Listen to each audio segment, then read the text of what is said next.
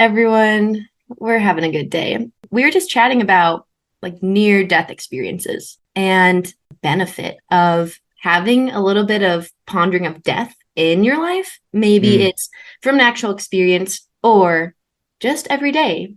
I'm going to die one day. And how does that benefit your life?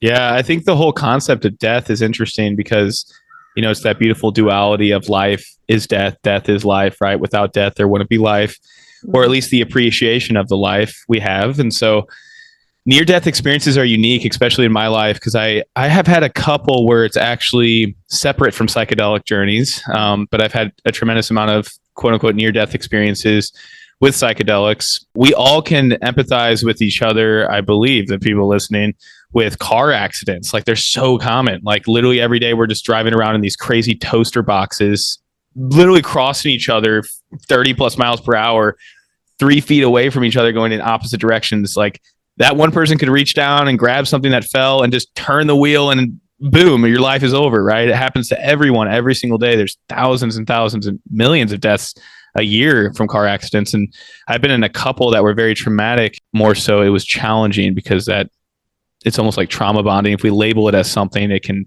eat us alive more so. In this perspective, I was basically partying in high school and it was during Halloween. We all dressed up, had a fun night.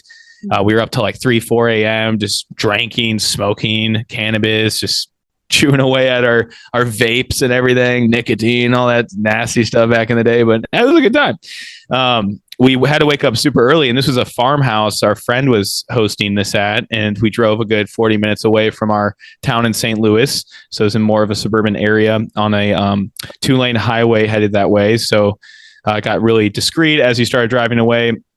Now we left around like 7 a.m., 8 a.m., something like that. It was early morning. Friend was driving. I was hinging along with them. And so I was in the back seat laying down without a seatbelt on. So I was lying down without a seatbelt on because I was so hungover. I was getting some extra Z's. And my other buddy was in the passenger seat in the front. Now it was interesting because we're like 20 minutes into the drive. And all of a sudden I'm just feeling shaking and I'm passed out. I'm definitely like completely out of it. I don't know exactly what happened, but I think they were smoking a blunt or something wild or rolling something up like savages. And one thing led to the next.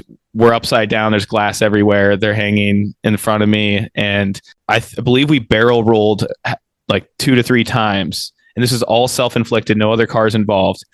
So I hypothesize he corrected himself from what he shared with me. Like he started leaning off into the side because he was tired and drowsy. And then he corrected himself. And then all of a sudden you turn the car and then it barrel rolls. And then it landed on the ceiling, completely kept sliding for another 20, 30 feet. There's glass everywhere. There's a shattered bong up there. I thought they were dead. They were just hanging there for like a couple seconds. But thank God I was limp and I was completely asleep, because if I was more, tightened up and everything, I can imagine I would have snapped my neck or like broken my clavicle or something wild. So that kind of ragdoll energy is actually what allowed me to probably not have as many severe injuries. Yeah, it was wild. It felt so crazy. And when you have that massive adrenaline rush and that energy, you're like, what is happening? I'm in a dream state. Such a unique energy. And we had to crawl at the back seat, the back door I was around. There's blood dripping down all of our faces. I'm like, what is going on? This is such a trancy, strange feeling. We step out and I'm kind of like trying to catch my balance. Felt like I broke some ribs. My ribs were actually bruised after getting it checked out later on. Luckily, none of us had any severe injuries, just a ton of blood dripping down our faces, thinking everything's all crazy. The back hinge of the trunk opened up and all the beer and everything behind us was like 50 feet behind us everywhere. There's literally an entire array of cars behind us in traffic. So we're just looking up like hundreds of cars just all behind us because we're in the middle of the street, and they had to have witnessed the entire event. And some guy walks up to us like, are you guys okay? Like, what's going on? And I'm just like, I don't even know what's going on. Like, so dazed. But yeah, it was a very unique event, going into the ambulance later on, they're doing vitals and checking me out and all of that. And the most wild part about this is, after I got back, the following day was school. I decided not to go to school because it was so, challenging. Slept in a little bit. My dad goes into my room at around 7 a.m. He's just like, hey, like, I love you so much. I'm going to work. I'll see you soon. And then it felt like within a snap, because I dozed back into sleep, my mom opens the door and she's like, Christian, Dad got in a car accident. And we end up talking to him on the phone at that exact moment. I'm just like immediately waking up in an adrenaline rush, right after this event, less than 24 hours before I got in this wreck. And, my dad's on the call. He's like, "Hey guys, how's it going?" Like, he basically got attacked by two semi trucks. There's like multiple cars involved into it. And he's in a small Yaris, a Toyota Yaris, which is basically a small little Prius. Mm-hmm. His car was completely destroyed. Like, all the airbags opened up, both sides collapsed. He broke and completely shattered multiple ribs and had traumatic brain injuries and things like that. And this is right after my event. My dad goes through all of this. And then that totally changed his whole life. Like, he still has residual pain and stuff from that, but thank God he's alive, right? There's no way in hell, like, that survival from situations like that is crazy. So having those events happen, it's like really brings you back into the present moment. It's like everything is fragile. Life is fragile, right? For me, my family, more Fati relates to that too, which is basically love of one's fate. Love your fate in every single moment, whether it's shitty or it's amazing. Like, love your fate. Because if you don't love it, you're going to die eventually. And what's the point of putting bad energy to it? But memento mori, I meditate on death quite a bit ever since these events. I've always pondered death, not in a very sad or morbid way, but in a way that's like, okay, this is bringing me back into that present moment fragility, right? So that's like one of the biggest events that's happened to me in my life, Isabelle. Oh my God. That entire time, my body is just goosebumps. So grateful that you're still alive. Your father's still here. And how odd that within 24 hours, both of those things happen. That's very interesting. Do you feel like anything, I like to make a meaning out of everything. Do you feel like you connected any kind of meaning between those two events happening so close together? I grew so close with my dad during that time period, because when I got home, after my buddies swung back around after the wreck and they picked me up and I went home, I'm like injured and whatnot, concussion, all that stuff.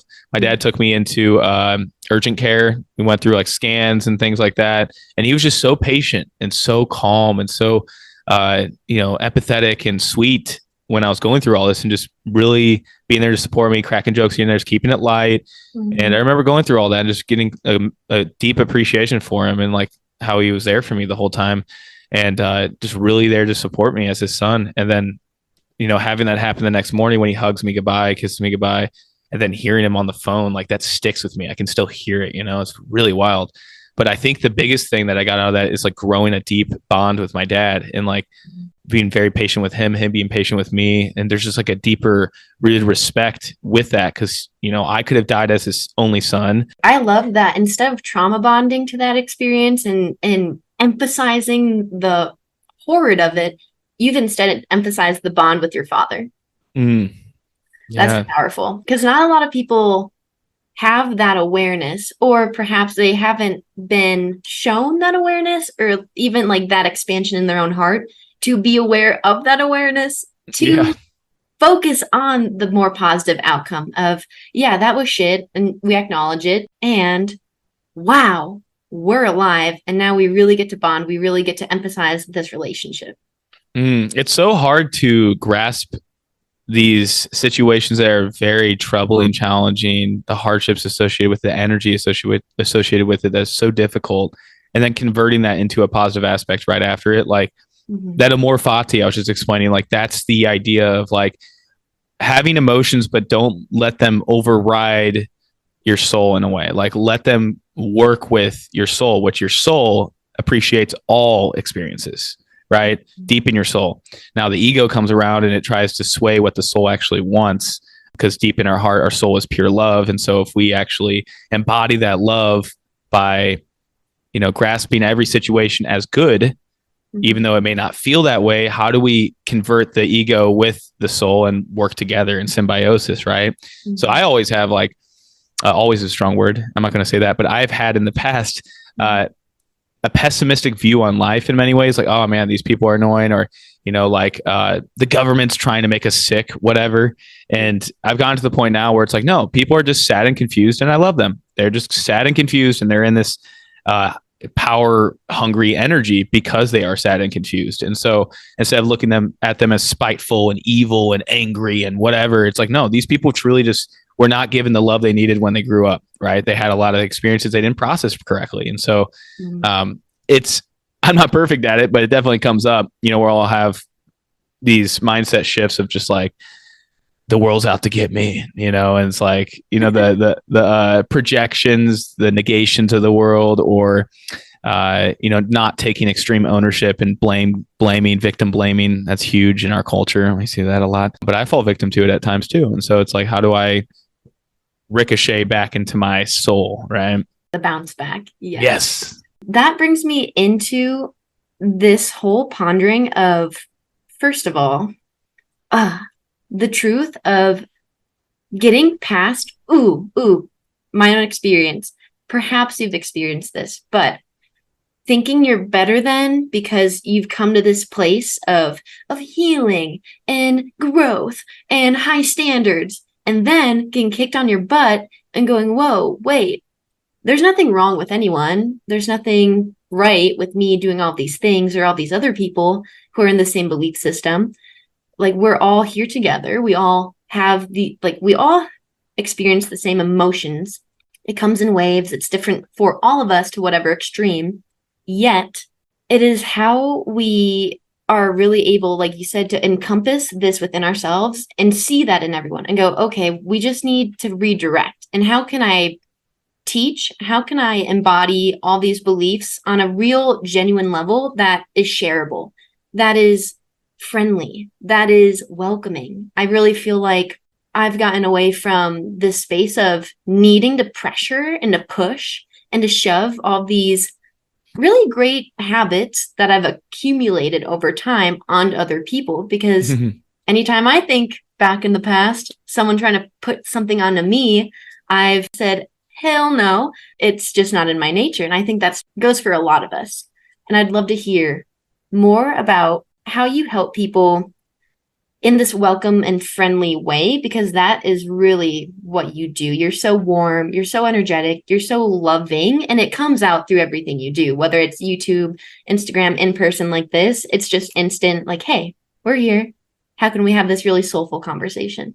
Oh, I appreciate that. And it's interesting. I can relate with you wholeheartedly in what you expressed with like pushing things. And that's totally normal for, especially as you get older and you're a kid and child and you're getting excited about the fruits of life and what you're learning, and certain passions start billowing up really quickly because you're just figuring shit out. And so it's like, oh, share this. I'm learning this. And then family, I remember just ridiculing my dad when I was learning more about nutrition. I was like 16, 17, whatever. And I was just like, Dad, why are you drinking this pasteurized milk coming from factory farm cows? And just like bitching at him. And he was just like, ew, like, don't talk to me like that. You get all controlling and ego driven. And over time, I started realizing that's not working and changing my family. So what will work? Well, actions speak louder than words. That's the biggest phrase everyone agrees with, right? It's like, you don't need to use all these words, or you can use your words with questions. So I read this book that really impacted me when I was about, I think it was like 18, called Humble Inquiry. And it's a really powerful book. I think the subtitle is The Simple Art of Asking Instead of Telling.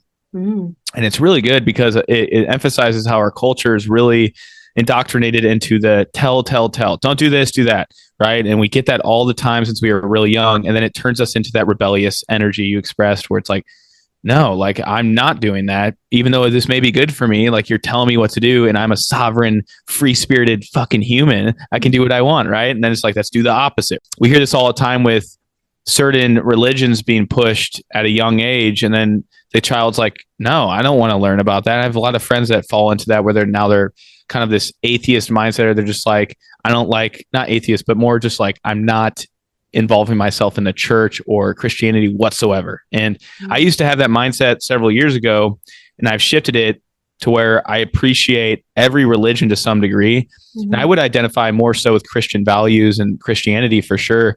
But I did get pushed it, quite a bit in childhood, and it wasn't in a hard or angry way. It was in a very loving way from my family. But it did give me that curiosity of like, I wonder what it's like not thinking these concepts and beliefs. How can I shift this into something else? And so kind of got in this mindset of like, I didn't really pray much or do anything along those lines. And now I'm coming back into more of a faithful understanding of things, not in the necessarily religious aspect, but in a spiritual aspect of connecting with God.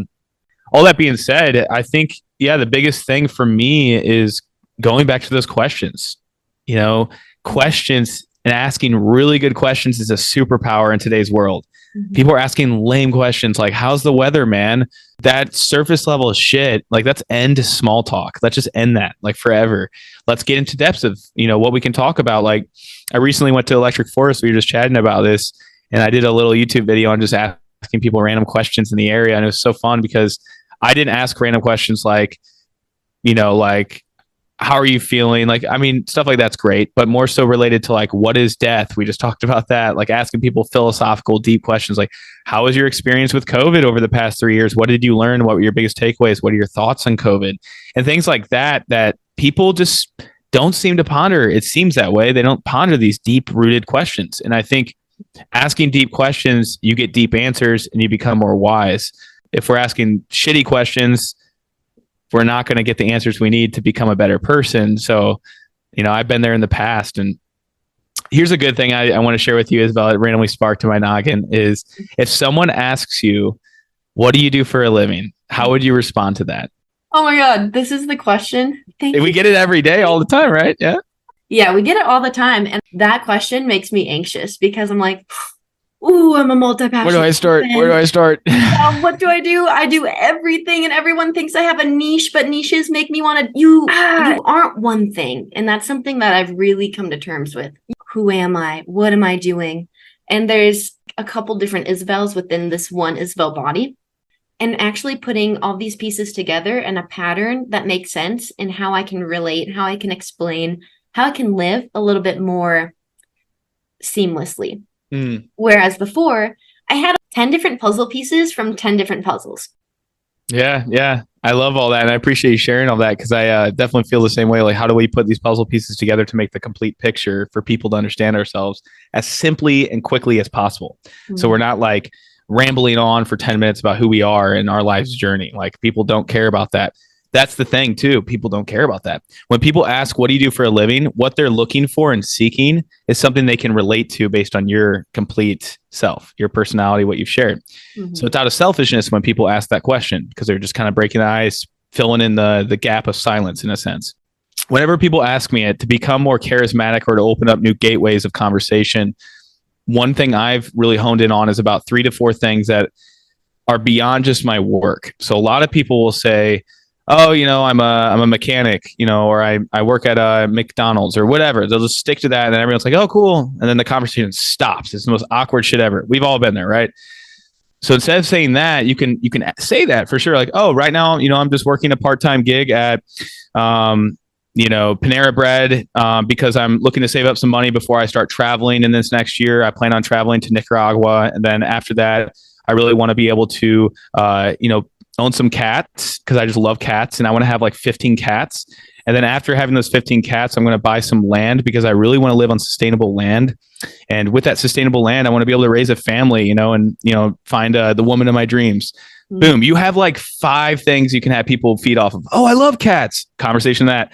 Oh, dude, sustainability. I'm so big on that. My whole goal is to have, solar panels. Boom. Something you can just talk about. Like, there's a whole array of ways you can look at, your full, fully integrated self. And I think a lot of us are like, we know what our passions are. Just talk about those. Even if you aren't having those habits in action in the present, which a lot of us feel guilty about, like, man, I'm not honoring that I want to do art, even though I know it feels good. Mm-hmm. Just mention you love art. You don't have to say you're working on a massive project right now. That can start a conversation and maybe inspire you to pick up the art. So I always like to say, find 3 to 5 little pieces of who you are and share that alongside your career or occupation at that moment. And that can really help people pick up a piece to relate to and start a whole nother conversation about. So that's helped me a lot. So for me, I'd actually say legitimately, I'm a holistic wellness coach. I primarily work online. I connect with a lot of people from around the world. I'm currently in Fayetteville. I have 2 cats, Nika and Akira. They're a lot of fun. I play with them all the time. I like to go on a lot of barefoot hikes nearly every day.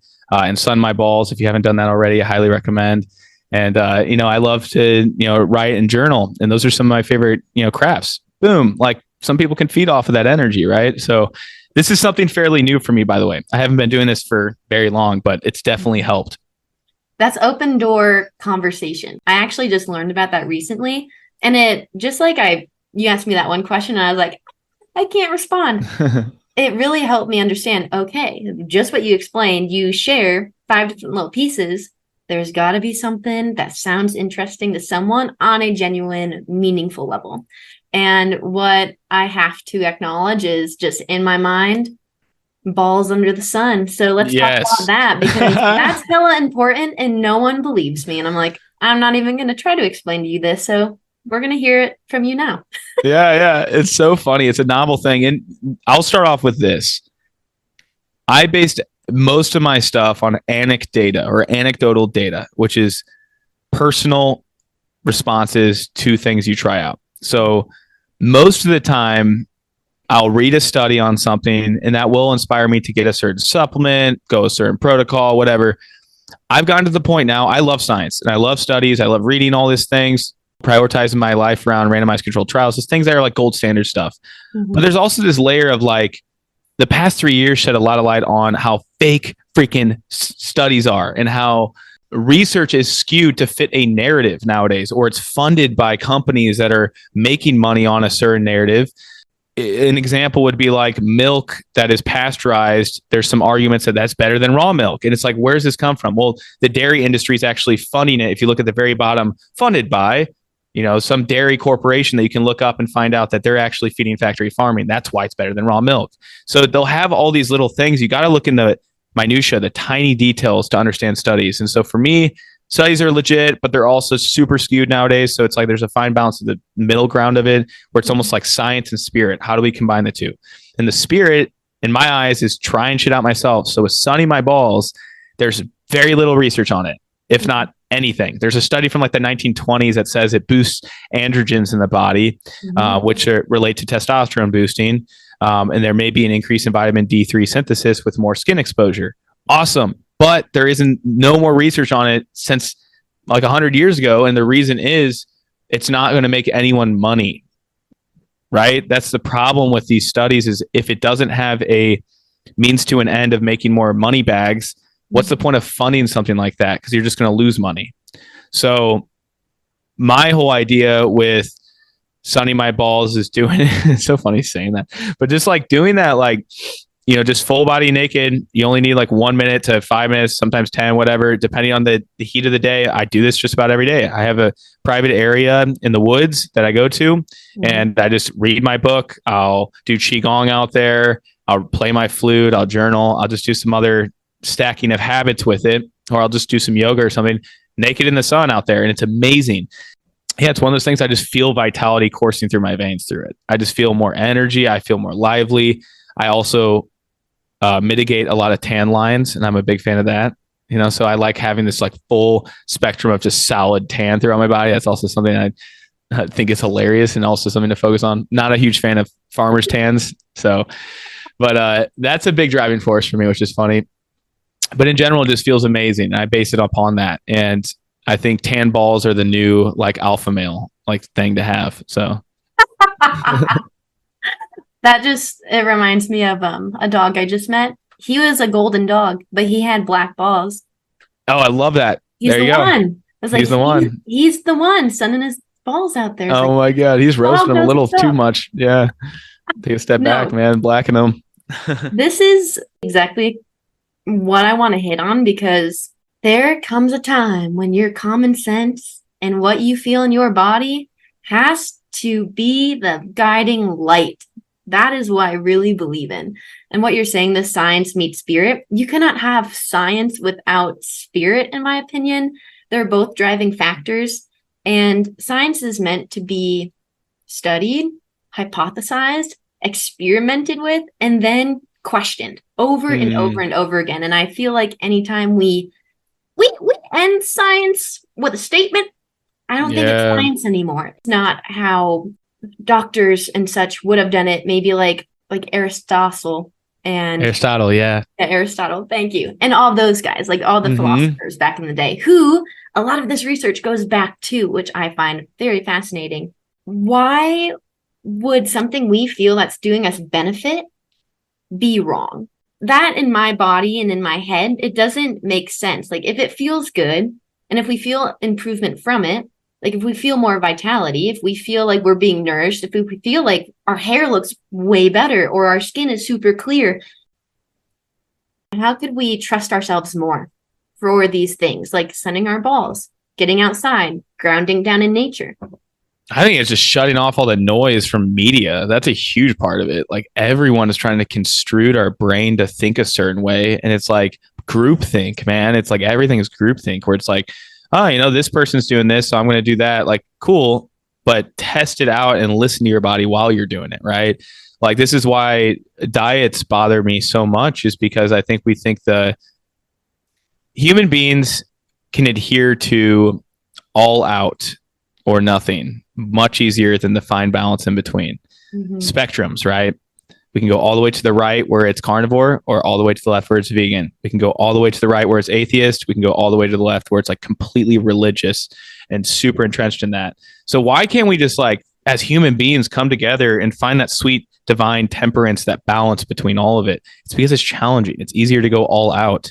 I think it's just one of those things. If we can begin to trial and error things ourselves and be patient and not expect it to happen overnight, or just like feel a massive surge of difference in our health and body and whatever mind overnight. Patience is a virtue. It really is. Like that is so powerful in today's world where it's like boredom is a superpower as well. Like if we can tap into boredom and patience, that's allowing us to be in the present moment versus anticipating something in the future, ready for the next big thing. Because our dopamine receptors are all wonky. So that's what's helped me a lot, as well as like really taking a step back and like, while I'm getting these dopamine surges from creating content or, you know, researching or completing things, like my brain's always working, dopamine, motivation, getting things done. We're literally apes just trying to talk. Like, you know, that's all we are. The only difference between apes and humans are literally we're talking. Like we're talking, we have all the opposable thumbs and everything's relating in different ways.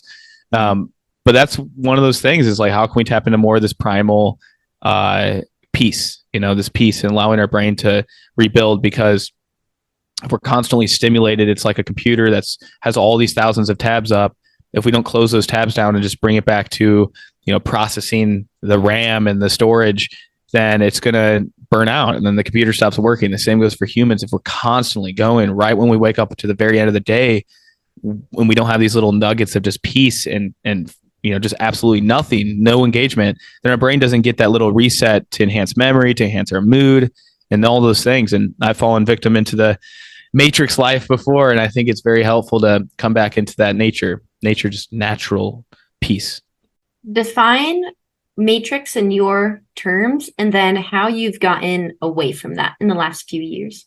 Yeah, I think matrix is a funny word because a lot of people will think like that's a red-pilled conservative view of things, like someone using the word matrix. And I'm like, no, it's just something I use as a, like, there it goes back to labels. Like that's someone who labels you is in the matrix, right? Like that's something. No, matrix, I believe, is just living more tech-driven versus nature-driven. That's my concept on it. So basically, it's starting your day on your phone, ending your day on your phone. It's taking every break on your phone. It's not going out in nature, taking quality time in the sun. You know, it's adhering to an outside view of the world on you versus an inner world, like tapping into your inner world more. The matrix is an outer world thing versus an inner world thing. And so our soul, our spirit, connecting to nature, that is the opposite of the matrix. But the matrix is getting sucked into this void of something outside of you, whether it's, you know, wearing this new Apple headset where it puts you into this crazy 3D realm of things. And it's super cool technology, but it's also like kind of freaky because it's like Black Mirror type stuff, right? Where it's like this technology is an extension of human consciousness. Now we're actually relying on this technology outside of us to feel at ease or comfortable. When really, if we, at the end of the day, we're stuck with our inner world, no matter what, we're always going to go to bed and we're always going to go back to sleep. But how is that connection to the outer world and inner world? That's the real question for a lot of us. And so, yeah, matrix living is relying on the outside instead of relying on the inside. That's how I believe it is. That whole concept of inner fit, it struck me and I was like, okay, let's have that resilient mitochondria. And this is where my sciencey brain comes out, where it's like, how do I have as much energy as possible? Relentless energy, I like to say, but at the same time, have a healthy physique, not just a ripped physique. I never promoted it as like, get a ripped physique or a jacked physique. It's like, how do I have a healthy physique? And a healthy physique is like those Greek warriors back in the day. They weren't doing roids. They weren't doing countless amounts of chicken, broccoli, and rice and not getting a diverse array of nutrients. They weren't obsessing about going to the gym every day of the week. No, they kept it down so simple. It's like, it was such a simple way of life, yet they looked so healthy because they had a healthy physique. And so that's what my whole synopsis of this program is like, how do we achieve a healthy physique as men, but also have that relentless energy with these balanced habits that feel amazing with that presence we went back to like a moment ago. Like, how do we get back into that presence or that patience, right? Like journaling, cultivating a purpose and understanding of who we are, that charismatic we are or whatever, and picking up girls. And like at the end of the day, we're going back home and we're alone again, that inner world I was expressing earlier. So that's the whole thing. I've gone through the rodeo myself of just pursuing things outside of myself, coming to realize that at the end of the day, I'm alone. So how do I feel confident in who I am alone? That self-love. How can I love myself when I'm just by myself? Yeah. It's a treasure.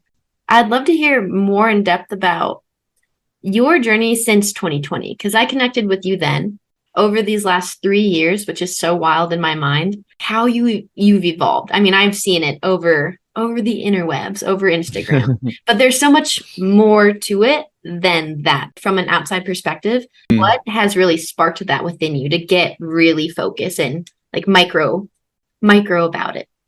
I think it starts with fear as a weird way to look at it. I think a lot of the fear of failure is a big part of who I am. I have high expectations for myself, and if I don't fulfill them, I have a lot of shame and guilt arise.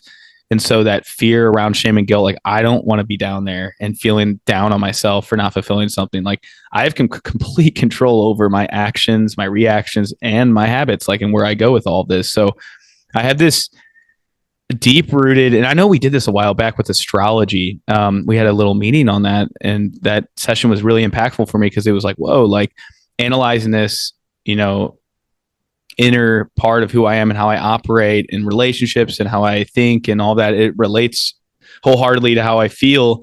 And so, yeah, I have high expectations for myself. I'm very ambitious. I'm dopamine dominant. And so those are parts of myself that I know if I put that to waste, I'm just going to be a crippling, person falling apart. And so at a young age, when we met up, I was still working at different jobs like a kava bar. I was working at a CBD and kava bar, a health oriented industry, transferred to a wellness clinic with biohacking stuff, which is really cool. Red light therapy, infrared sauna, nutritional IVs, hyperbaric oxygen therapy, all this cool biohacking stuff I was so big on. And then I got that job for a little bit, bounced around to an acupuncture clinic with traditional Chinese medicine. And I was constantly like, I'm not going to stick into an industry I don't agree with because I know that's just not going to happen.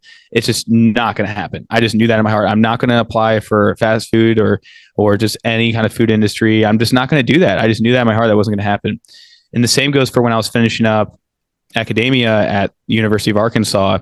I knew for a fact I wasn't going to work for Big Brother. I saw all the people I was working with or classmates, they were all applying for their dietitian stuff, and the stuff we were taught in university was not in agreement to what I believed in nutrition at the time. And so I just always knew in my heart, I'm not doing anything governmental related. I'm not working for anyone because I don't agree with it. And if I do that, I'm going to slowly rot my soul. And like, I just knew that would hurt me. And so that's why I kept working at all these little gigs I just mentioned, like the acupuncture clinic and stuff. And I direct my energy completely towards self-development, who I am, what I want to do. And it was one of those things where people saw that eventually, whether it was through social media, me just posting things without a means to an end. I was just posting out of good heartedness because I really enjoyed health. So I was just sharing stuff I knew. I had some people reach out to me, some girls actually, that were interested in like, hey, do you do coaching? I'm interested in like working through fitness and learning about nutrition. I was like, actually, I don't, but let's hop on a call and we can talk more about something like that. I'll build out a plan or figure out something with that. That happened all within like a 2-month span. I had 4 people reach out to me. It was so wild. So that was an inner calling, like, oh, okay, it's happening. This is the beginning of me being a coach and me working towards all of this. And so, within a snap, just started working with clients, figuring things out, getting in the trenches of not knowing what I'm doing, but getting comfortable, getting uncomfortable. That's the biggest, like, impactful thing everyone can do, is diving headfirst into the discomfort and working through it. Because at the end of the day, you're like, oh, that actually wasn't that bad. It was just insecurities around not knowing what to do. But if you don't put yourself in those uncomfortable positions, you're not going to see the brighter side of it.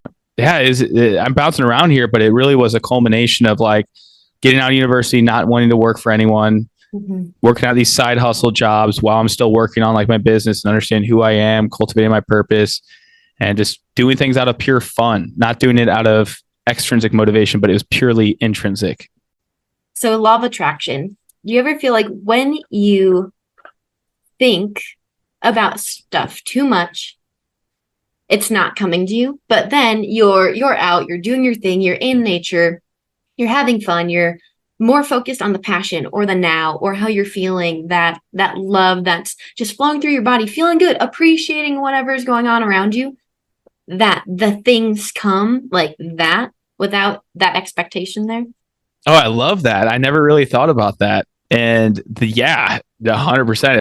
It depends on how the thinking process is, though. If it's operating out of fear, then it most likely will not give you what you want. But if it's operating out of trust, like, oh yeah, it's for sure happening, I'm thinking about it all the time, then you may manifest it. So it kind of goes 2 ways. Just depends. There's a caveat there with it. For instance, this electric forest trip I went on with the music festival with my buddies, I've been thinking about that for 6 months, just constantly. Like, it would come up in waves throughout the week or whatever. Like, so excited about this. I'm looking forward to this trip. I know it's going to be amazing. And I would think about that in such a positive light. And it ended up being the perfect trip. Everything worked out so perfectly, right? Now, that's something that I was thinking about consciously. And same goes for this. I'm going to Costa Rica soon, right? So that's going to be something. I'm going to be there for about a month. And I've been thinking about that for a very long time too, but thinking in such a positive light, everything's going to work out great. However, I'm very present again. I come back to the present, and it's a little bit of both. It's like an entourage of both, where I'm like not even thinking about it. I'm just so present with where I'm at now. So grateful for where I'm at now, and my house, my cats, my friends, the money that comes pouring into me, like all of that. It's that gratitude creates more gratitude later on. But if you're in a state of fear or just like feeling like shit and just not grateful for what you have, it's going to be feeding that energy more so. I want to bring this conversation into more of a nitty gritty of how did you handle the whole COVID slew? Right off the bat, I knew it was a scam. No, I'm just joking. I'm not gonna... But I mean, in all honesty, I never fell for their tricks, like not once. I remember I was at the Kava CBD bar we were just talking about. It was March 10th or something like that. I remember this date specifically. I go into work. Across the street, there's a parking lot. It's usually filled up with 100 cars. And it was completely empty. It was a zombie zone. It was crazy. And I remember at that moment, they got a call from the police or whatever, and they're like, yeah, all businesses are shutting down in this area or whatever. Only 0.1% of people, I believe, actually died. We don't actually know how many people actually died from COVID. And was it actually from COVID, or was it from their current states of health that triggered? It was like that. The gun was already loaded with their unhealthy actions, with their diabetes or hypertension. What pulled the trigger was the COVID. Just made it a quicker process is all it did. It just sped up the process. And I'm not saying this in a non-empathetic sense. It definitely, my heart goes out to people that did pass and their families and all that for sure. And it was a scary time at the time because we didn't really have the data or anything like that. We were all kind of being shuttled away from it. But all the quote unquote conspiracies I was talking to friends about, they were giving me shit on.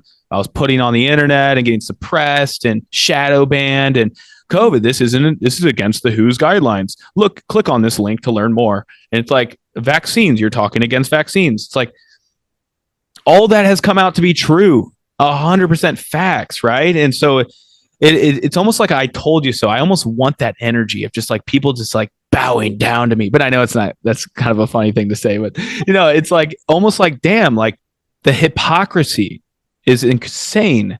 And I think people need to come to their hearts and acknowledge what they've done to their families. I'm disowning my family because they aren't vaccinated. I'm not going to talk to you anymore because you don't acknowledge that this is a real thing going on and people are dying. It's like so much division happened. And then all of a sudden we have these get-togethers again and Thanksgiving stuff, acting like nothing happened. It's like, you don't remember how lowly you spoke to me? I was just expressing what I believed in a very loving and kind way. And I wasn't even trying to sway your opinion, but I got ridiculed for it. So I think my aspect of like what happened during COVID since the very beginning is I held true in my truth and I didn't listen to an outside quote unquote truth. And it goes back to the inner and outer world. Deep in my heart, I felt like something is up here, something's wrong. And it's out of a way there's a deep underlying control with this, right? And I would study a lot of the stuff going on, like, okay, how did this all play out? Like right when 2020 hit, it was right when the elections, okay, how does that connect with this? So I was connecting all these quote unquote other conspiracies. And I led to an answer that the answer is within me. It's not within anyone else. It's not within the media. It's not within other friends. I'm just going to believe what I do and not push it onto anyone. That was the key right there too, is I never pushed what I believed into anyone. I would just hear people's perspectives and nod, be like, that's interesting. Yeah.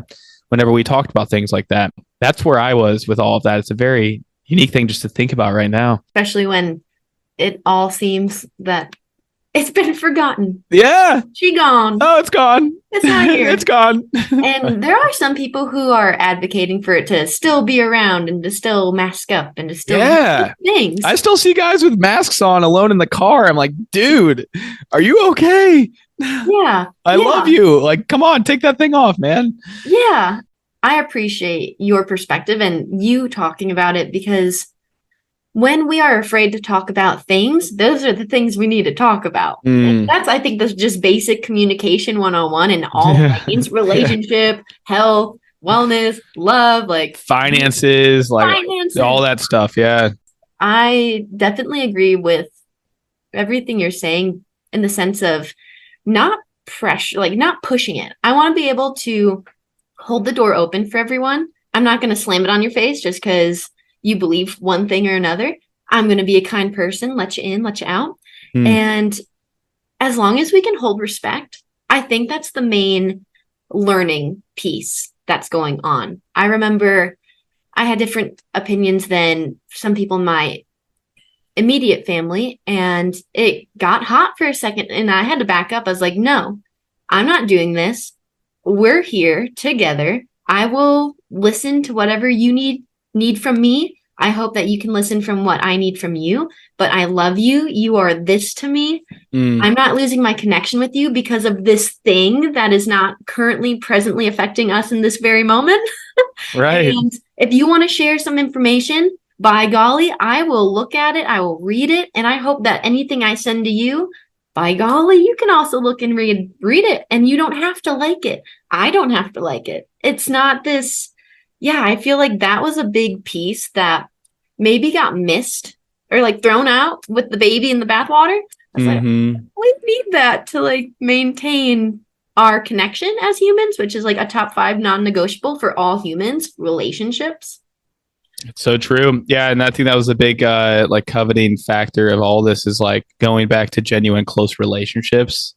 And you find out who your tribe is after COVID. That's what's cool about it, is like you really minimize to maximize.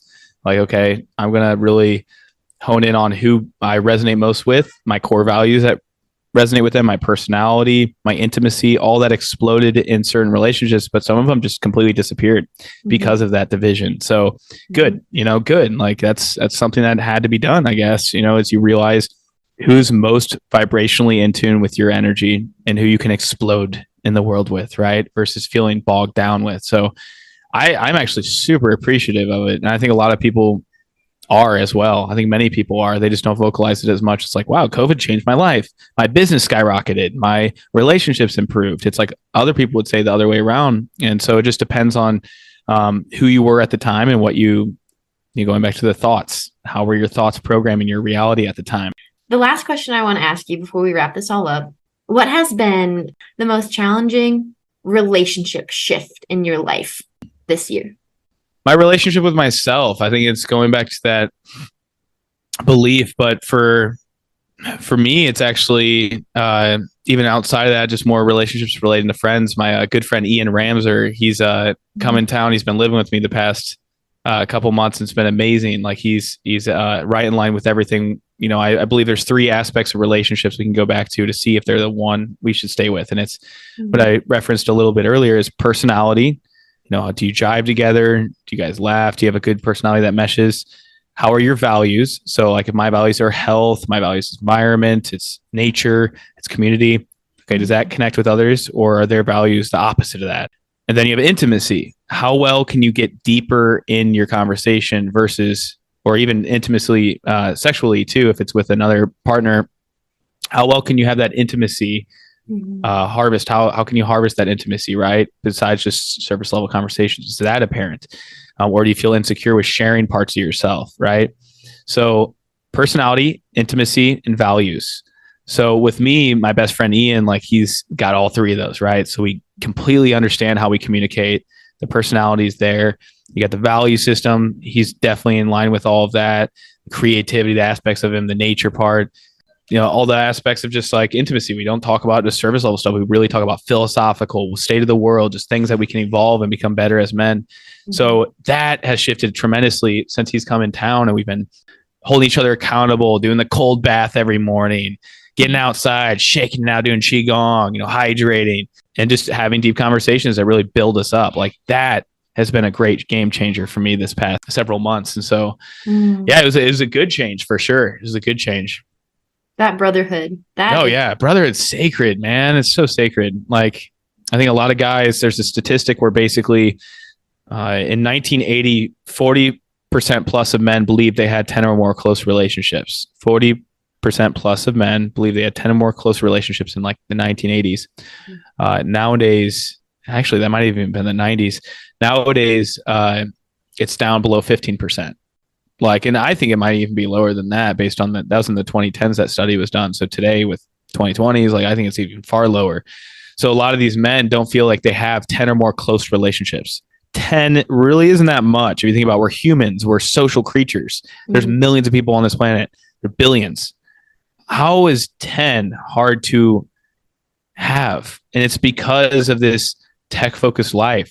It's not branching out and doing events or men's retreats and things. So that's one of my big, priorities in life is to expand a men's retreat, expand a retreat in general, and bring people together in community. Like I just love that. So yeah, it's a huge epidemic is brotherhood, lack of brotherhood. I mean, even sisterhood, that there's issues with that too.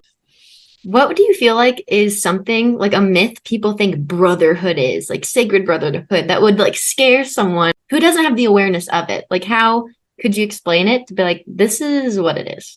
Yeah, fun. Like a lot of guys think it's like has to be super serious and like it's like this interesting energy. Like no, like brotherhood's fun. That's the basis of it. Like true brothers will have fun. They'll have playful energy and channel that childlike, that inner child. That's true brotherhood, right? It's not being all serious and having deep conversations all the time. It's super important, but that's what I think a lot of guys think it is. Like when they go to men's retreats, it's gonna be super serious all the time. It's like, oh, I'm kind of intimidated by doing something like that. Totally understandable. So I think a lot of these men's retreats, I see so much of the advertising on it. And one thing I want to portray when I start marketing this type of stuff is I want to show the laughing. I want to show the fucking around and jumping on each other like a monkey. I want to show the rolling around in the mud or, jumping down the ice bath, like all crazy and savage. Like I want to promote marketing like that. So guys can be like, oh my God, that sounds like fun. It doesn't just sound like a hoo, ha, he, ha, which is also great. Like I love that. Like Sacred Sons, for instance, a massive men's retreat. There's like hundreds of guys that go to that. But my goal is to promote it, that part of it, and the fun. The fun is so key. Fun. You can't lose the fun. It's like kids. If it's not fun, they're not going to listen. Exactly. Yeah. Same for like adults. We're just big kids. Like, that's all we are. Exactly. Do you think you're going to have a men's retreat in the future? Oh, yeah. I believe within the next year, by summer of 2024, that'll be the vision for it. I wish I was a man. So hey, you can still come. Yeah, you can still come. I'm a man. You can be the waitress. You can just like serve all the butler, the woman butler. Only if I get to work out with everyone and look like jacked. Like there you go. Okay, I'm gonna have to send you some testosterone stuff you can for the next some year. roids. Prepare for it. Yeah, there you go. Please. I'm going to need it. Oh my God. Oh, so much I want to keep going into.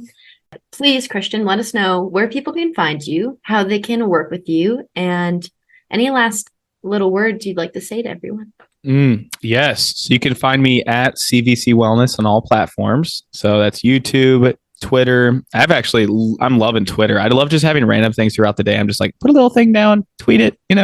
I love that. So Twitter's been cool. TikTok, Instagram, at CVC Wellness. And then you can also just cvcwellness.com. That has all my good stuff on there, from a lot of products I recommend to the programs to a blog, a lot of good stuff. And yeah, some finalizing words. I'd say, don't be hard on yourself to the point of it being debilitating. Be hard on yourself 100%, because if you're not hard on yourself, you're not going to change. Mm-hmm. Just as I explained myself earlier, I have a fear of failure. So I'm hard on myself. I'm very hard on myself. But I'm at a point now where I'm so soft and hard at the same time. So I'm soft. I'm soft and hard at the same time. No, in all honesty, it's that divine duality to create that unity within you. Sounds all kind of hippy dippy, but really be hard on yourself to the point of like, okay, I'm ready to get this ambition down, channel my purpose, work towards it every day. And that's going to lead to success in your life, financially, energetically, all the things. So that's what I would say. Be hard, but not too hard. Awesome. Well, thank you so much, Christian. It's always so good to talk to you. And thank you, everyone, for listening to this episode.